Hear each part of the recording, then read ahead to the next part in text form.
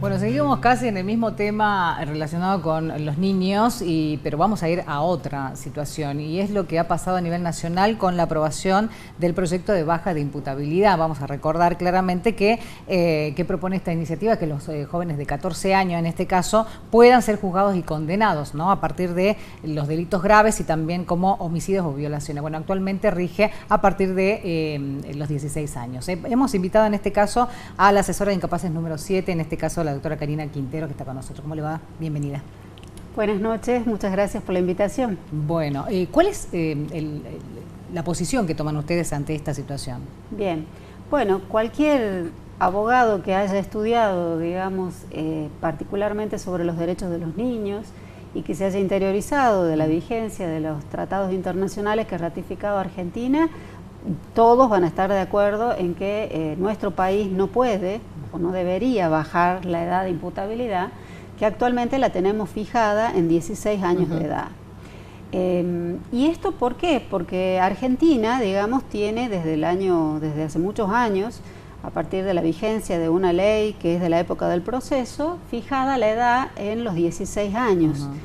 A menor de edad, hablamos de menores de edad, personas menores de 18 años de edad. Una persona menor de 18 años de edad puede responder penalmente entre los 16 y los 18 años, ¿sí?, por la comisión de delitos cuyas penas superan los 3 años de prisión, pero responde de una manera disminuida, ¿sí? No responde igual que un adulto. Y el menor que sea por debajo de los 16 años de edad es el que se considera en la ley como un menor de edad no punible, o sea, que no podría ser sometido a un proceso penal para responder por hechos que constituyan delitos de acuerdo a nuestro Código Penal. Ahora, ¿cuál es el fundamento, digamos, de toda esta teoría, no es cierto? Y es porque los menores de edad son personas que están en un proceso de desarrollo, están transitando un proceso todavía inacabado de constitución de su aparato psíquico, de incorporación de valores, ¿sí? Y este es el motivo por el cual no se encuentran en las mismas condiciones que un adulto para responder por la comisión de un delito.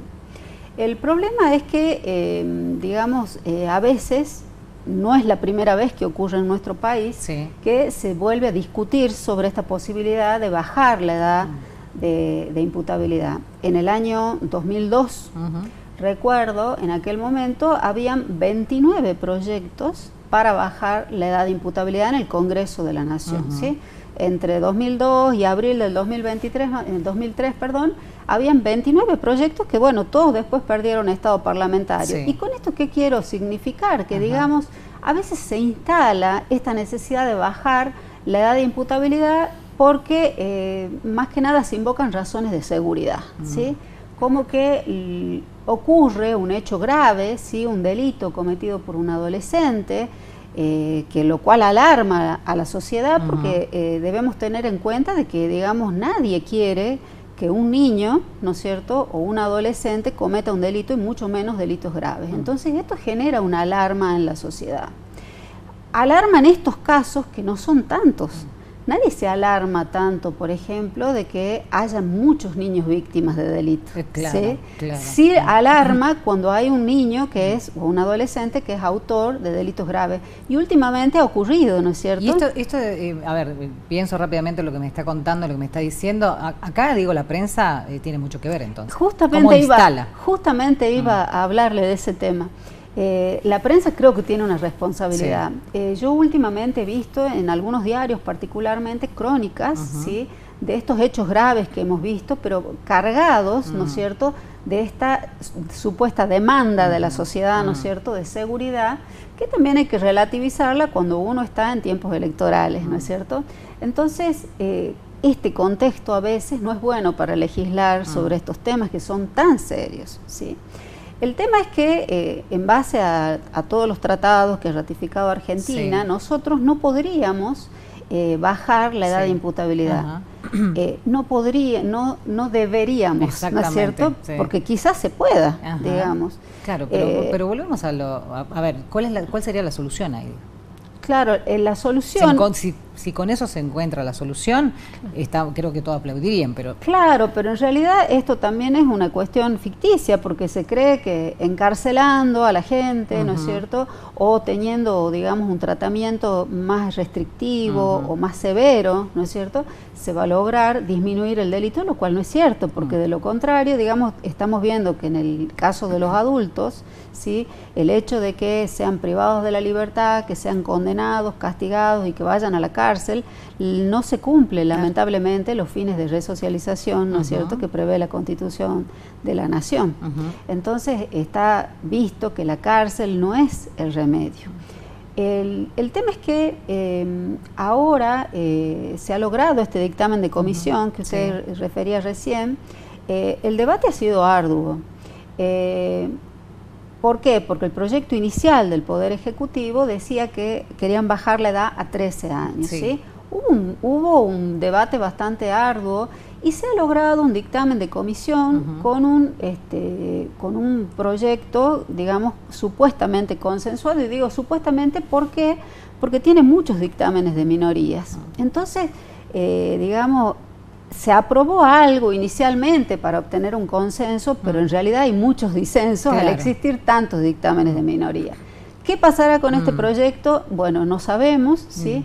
Lo cierto es que, como le decía, nuestro país no podría volver atrás, ¿no es cierto?, en la protección o en esta garantía de haber fijado la edad en 16 años. No lo permite la Convención de los Derechos del Niño, no lo permite el derecho internacional. ¿Por qué? Porque ahí rige un principio que se llama de progresividad en la protección de derechos y no regresividad, ¿sí? Por ejemplo, para comprenderlo, se puede hacer un parangón o una analogía con lo que es la pena de muerte, ¿sí? Si en un país, por ejemplo, no está aprobada la pena de muerte al momento de entrada en vigencia de un tratado, digamos, luego no se podría volver hacia atrás y adoptar este tipo de pena.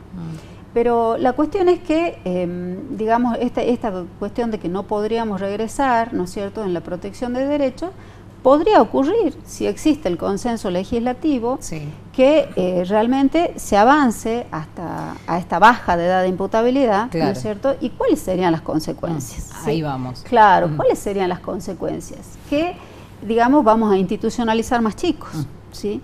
Que hoy en día los menores de 16 años de edad que cometen delitos, y sobre todo acá lo que tenemos que tener en cuenta, que lo que genera todo este movimiento legislativo y social son los delitos graves, ¿sí? Porque por los otros delitos, digamos, existen diferentes respuestas, no existe tanta alarma social. El problema son los delitos graves.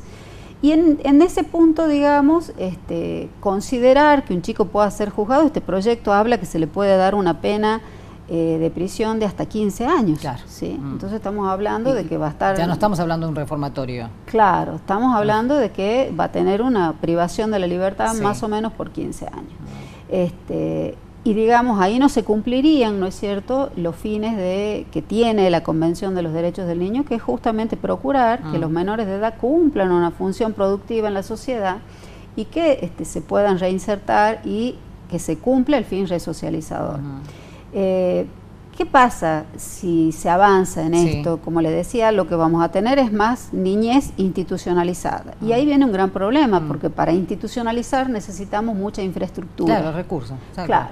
Y no hay recursos. Bueno, vamos a habilitar más cárcel en este caso para los chicos. Claro, o sea, habría que crear institutos especializados, ¿no es cierto? Eso significa todos recursos económicos.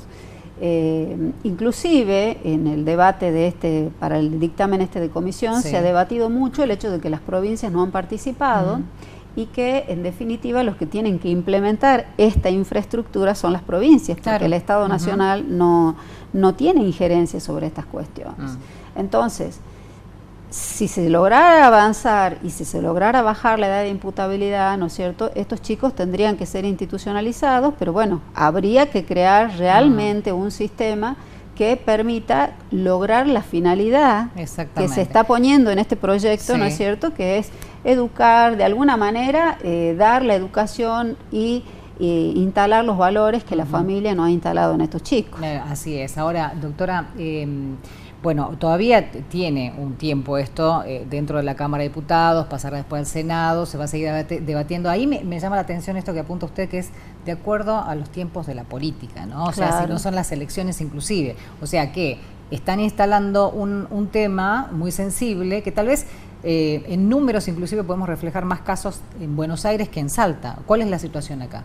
En Salta tenemos casos graves, digamos, pero estos también han ocurrido hace muchos años, no es una cosa reciente. Sí. Lo bueno es que acá, por ejemplo, se respeta más la prensa, respeta, ¿no es cierto?, los derechos de los niños y de alguna manera no se difunden tanto estas situaciones. Sí han existido, hubo un caso que ha sido muy difundido por la prensa hace unos años, ¿sí? Y lo importante de destacar acá es que cuando un menor de edad, menor de 16 años, comete un delito grave, no es que no pasa nada en la justicia. La gente cree que porque es no punible, se terminó todo y se va a su casa y no pasa nada. No, no es así. Una cuestión que es importante es que el ámbito de las garantías procesales o de qué hacemos con este menor de 16 años que ha cometido un delito grave, ¿no es cierto? Eso ya hace poner en vigencia el Código Procesal Penal de la provincia de Salta. Nosotros particularmente tenemos un régimen penal juvenil, ¿sí?, que es el procedimiento, ¿no es cierto?, para los procesos donde hay menores en conflicto con la ley penal.